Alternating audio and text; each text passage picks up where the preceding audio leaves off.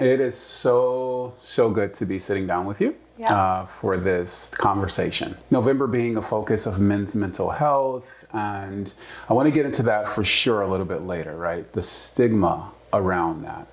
But there's so much that is special about Infinite Mindcare. Thank you so much for having me. Mm-hmm. So I'm Sutton Burke. I am the founder of Infinite Mindcare. Mm-hmm. We will be celebrating 9 years in January. Congratulations. So grateful for and honored to have this opportunity with all my amazing staff. So we are an outpatient counseling and wellness practice. Wonderful. We have 12 different clinicians here, and everyone has their different specialty.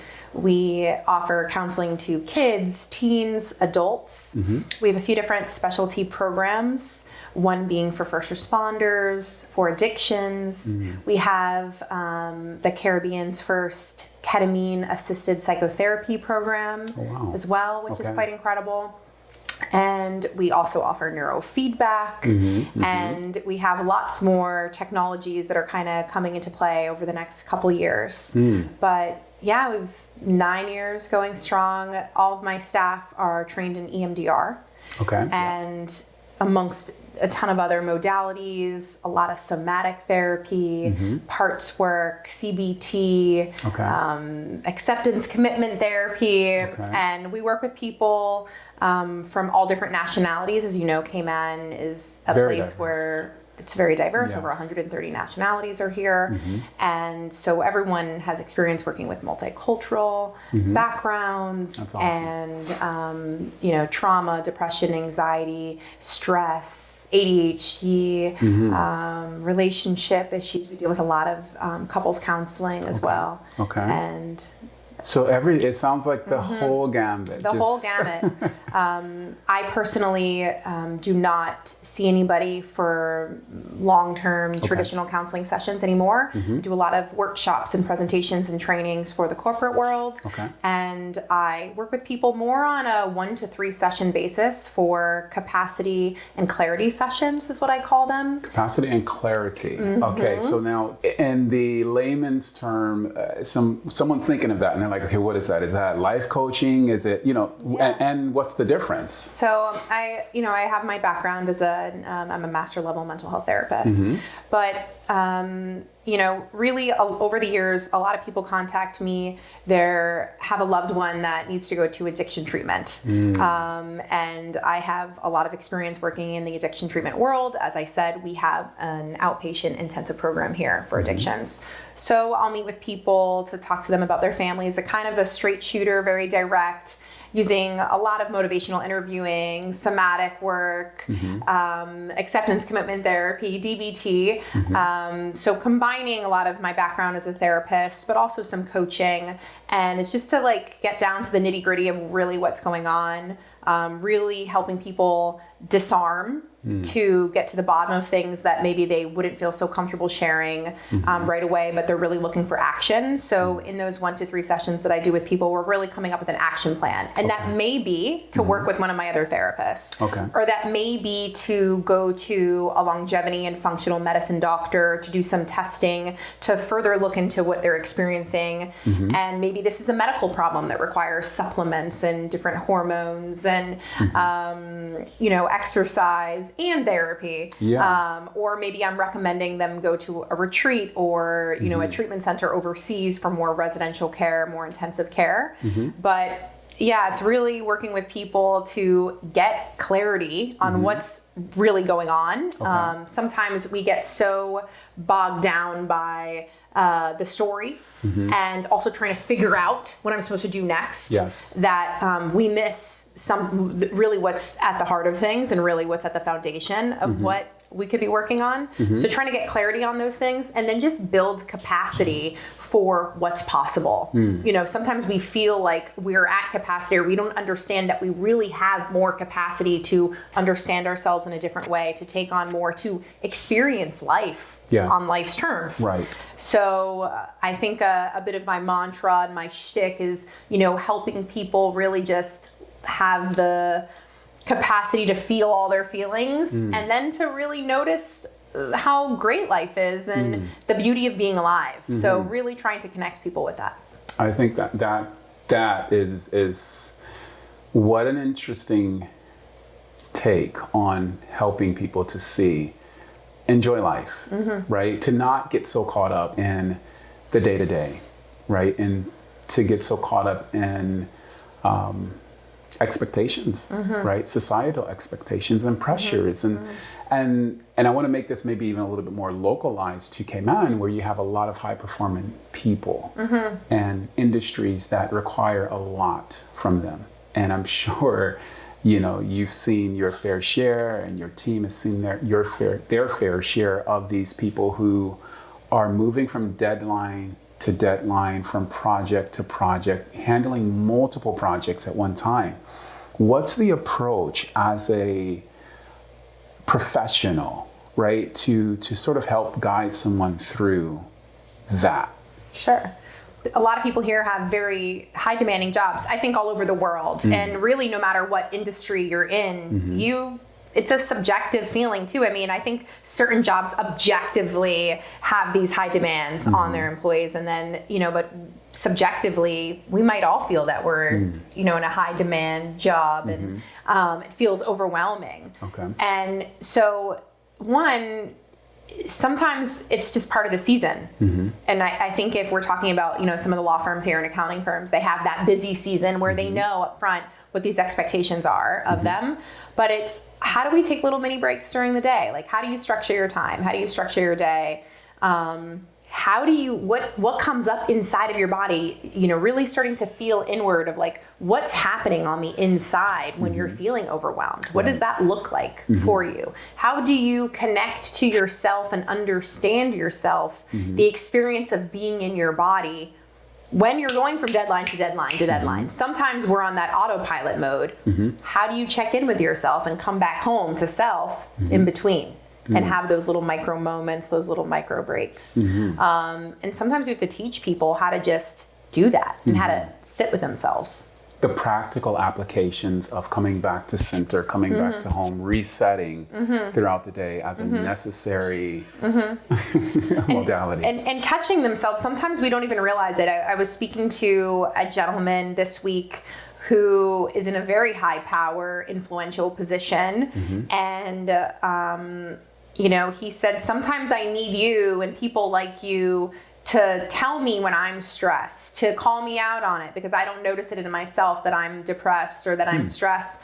And I found that so interesting. It's very interesting. Like, how do we get you to know that for yourself? Right. Not just when it's so overwhelmingly obvious from the outsider. How do you learn about yourself and understand yourself in such a way that something is off, right? And what do you do to help, take care of yourself in those moments, right? Because sometimes we're in the spiral of life. And that's a practice that I do with my own personal therapist is sometimes I'm contracted, and I would say that's the spiral for people, overwhelmed. And that's inevitable. Like, we're all going to have those experiences, but it's how do we learn how to identify, I'm in a spiral, or I'm, overwhelmed. I'm, in a contraction. I'm not at full capacity of handling everything, and know that there's no action to be taken, that this is maybe when I need to be a little more gentle with myself. This is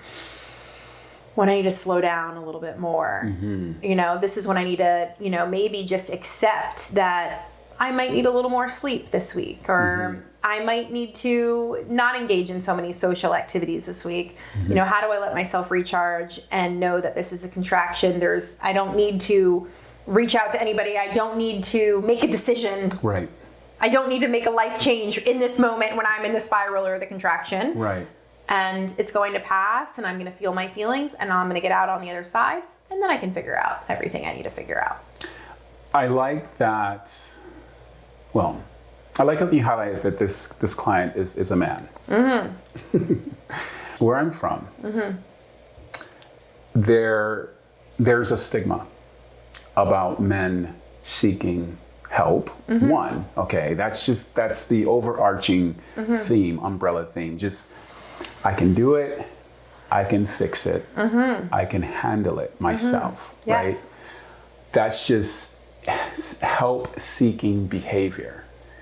But then you take that a step further and you go a little bit deeper and say, okay, well, mental health, acknowledging that I need help in that area. Mm-hmm. You're talking about something that, we're human. Yeah. So men are human too. Uh-huh. You know, being human is having emotions. Mm-hmm. You're allowed to feel. Mm-hmm. You're allowed to have emotions. You're allowed to go through the full spectrum of different things, mm-hmm. right? Mm-hmm. You can still be a man. Mm-hmm. For sure. Right? Right. So, yeah, and the thing is, it is seen as, oh, you're just soft. Yeah. Right? Yeah. It's a lot of sort of public perception. It's pressured from, maybe it's historically, it's culturally, it's, well, why just shrug it off, right? Like, I mean, even as kids, we're playing football, we're wrestling, you get hurt as even going back to being a little boy. Just walk it off. Mm-hmm. Walk it off. You'll be fine. Mm-hmm. Yeah. Toughen up. Mm-hmm. Boys hear that a lot, and so this concept of toughen up mm-hmm. continues to be perpetuated. Sure. But how do we break through that stigma and reach the masses? Is it possible to reach the masses? I don't know. Well, I think having conversations like this, but I also think that we have to go back to that masculine. Like, it is like, understanding what the masculine is mm-hmm. and knowing that you can still be a masculine man and still lead, and mm-hmm. I think it's part of your nature as a man to be a leader and to be the protector. And this is thousands of years mm-hmm. of nature. Right. And so that is inside of your DNA, but also so is this other thing, mm-hmm. right? And so it's talking about that and it's showing it and leading by example and allowing yourself to, and also not engaging when people, are going to make a comment. Mm-hmm. But if we think about being a masculine man, you can still do all those things. And part of being a man is to recognize that you're human mm-hmm. and that you have, this full way of like seeing yourself, understanding yourself. And the more that you embrace that about yourself, I think the more authentic you're going to be in your manhood and your masculinity. Really just allowing, noticing what's happening for you and addressing it. And so I think that's the next step, is the taking action part. Mm-hmm. And because I think we might get, and men are might be so embarrassed mm-hmm. Because of that stigma, and then they can't take action. Right. And that's when we have that high rate of suicidality amongst men. Mm-hmm. In certain places, so much more, in certain places in the world, so much higher in men. Mm-hmm. Because I can't even look at this. Yeah. Right? I can't even look at this and can't take action because then I will be shown as weak. They feel it. Yeah. But they feel like they can't address it. Yeah. And there's no help and there's no one to go to with it. And so what is my only option? Yeah. And I'm still trying to be protector and in many cases provider and leader. And it's to think that you can do all those things. Sometimes you need a break too. Mm-hmm. But you can do all of those things and address this. And we often have conversations with men that they might have been like super depressed, on the verge of suicide. And then they just started talking to a therapist and they're like, oh, I feel so relieved. Mm-hmm. I didn't know I could say that out loud. Mm-hmm. I didn't know I could just feel this. And this is, normal, part of the human experience. Mm-hmm. And now there's a complete shift. Yeah. Just by allowing it to be there, mm-hmm. we can still take care of all our things and feel and experience life just like everyone else. I love that. So the third part of this conversation, I was just in beautiful Costa Rica mm-hmm. and had the privilege of having a conversation with someone in the wellness industry there who's doing something just very unique, very groundbreaking in terms of wellness. And ever since I learned of you and Infinite Mindcare, this would have been 2021, right? And I was back working at another company at the time. And I found your modalities to be very intriguing. One being the feedback, the neurofeedback. The neurofeedback. And I had never heard of that before, mm-hmm. right?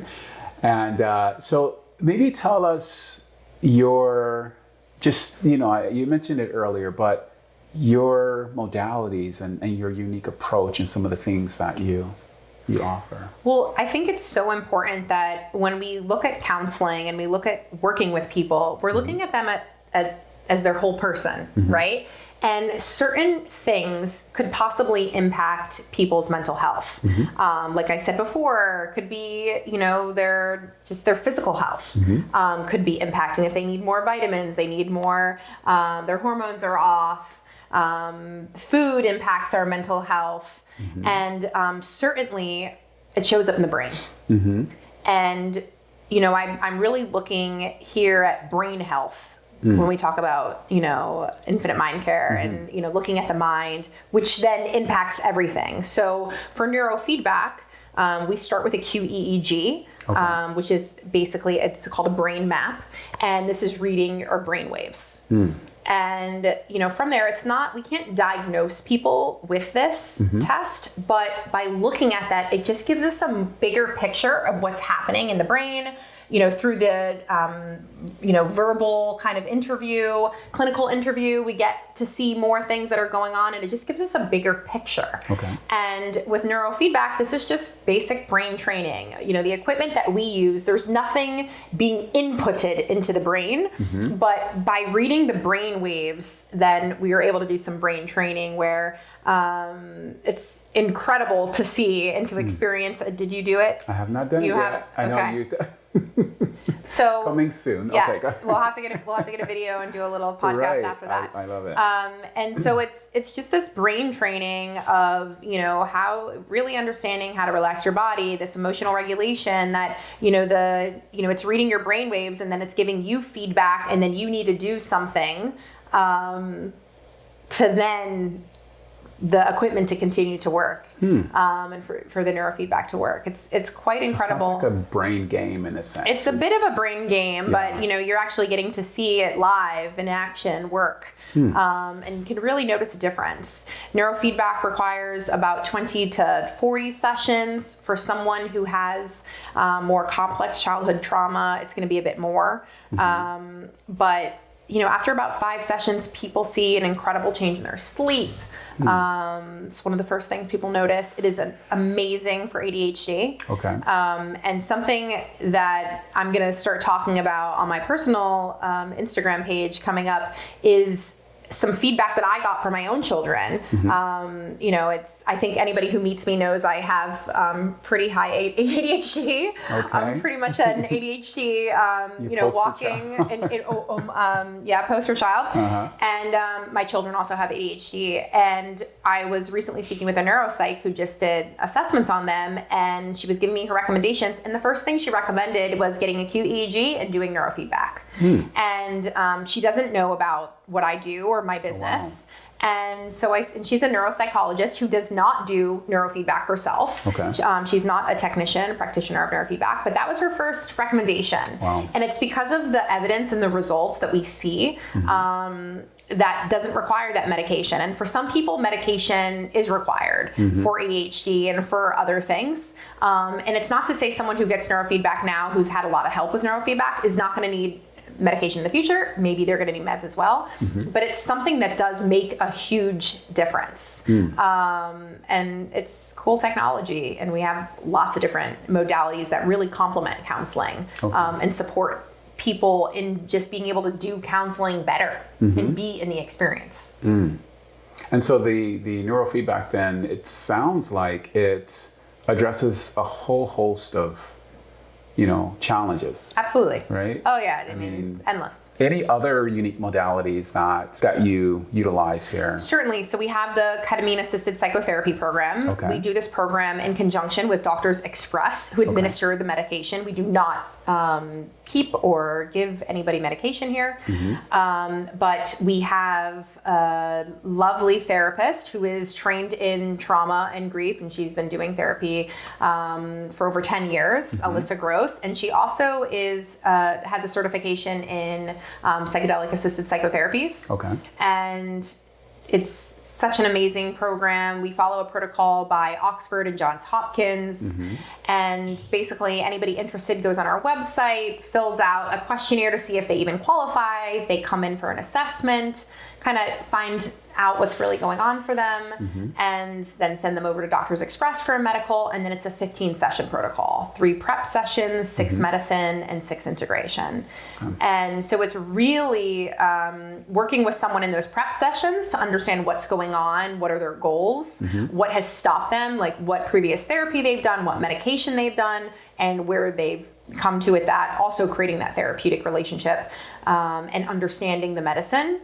And then in those medicine sessions, it just helps, get you deeper, faster. And I think for people who are coming to traditional therapy, for some people, they start seeing results immediately, but for others, it's a longer experience. And it's just like we know that, all the studies show medicine and counseling have better success rates together. And it's the same with using psychedelics. I mean, it is such an amazing tool. It's not a quick fix, but it can certainly help someone shift their perspective, their experience, see themselves in a different light in a faster way than just by doing traditional therapy and traditional psychotropic medications. Excellent. As we wrap up, any just, I don't know, words of wisdom that, that you like to share, just, personally, professionally to people? We are all just trying to live the human experience. And this human experience and this human experiment that we were all put here to have, we were all kind of given our own mess. I was given my mess with my family, you were given your mess with your family, and it's our duty as a human to work through it and to get, and hopefully live a long life and get to that other side, that we have no idea what's coming for us, but that we just, it's our job to just work through the mess. And sometimes it's going to be really, really, really hard, and it's going to feel horrible inside, but we were made to be able to handle those feelings and to work through them to get to that other side and to create the life that we want for ourselves despite our circumstances. I love the Viktor Frankl quote, despite your circumstance, like you can still choose your attitude. Despite the situation you have, you can choose how you show up. And it's not the exact quote, which I can't even believe I'm not saying it, right? But we all have this mess. We all have these circumstances in this situation. And sometimes we can really change them. And we can work ourselves out of them. We can figure those things out. But it's how we deal with ourselves. How do we manage ourselves in those situations that really make the biggest difference? And that building of resiliency. And, I talk a lot about mental fitness, that building of mental fitness. It's the practice of all of the tools. It's the practice of just feeling over and over and over again and know that we're okay ultimately. And I encourage everyone to just be in that practice of life, and I'm happy to be here with you. Amazing. Well, thank you so much. For this conversation, and until next time. That's it. Thank you so much.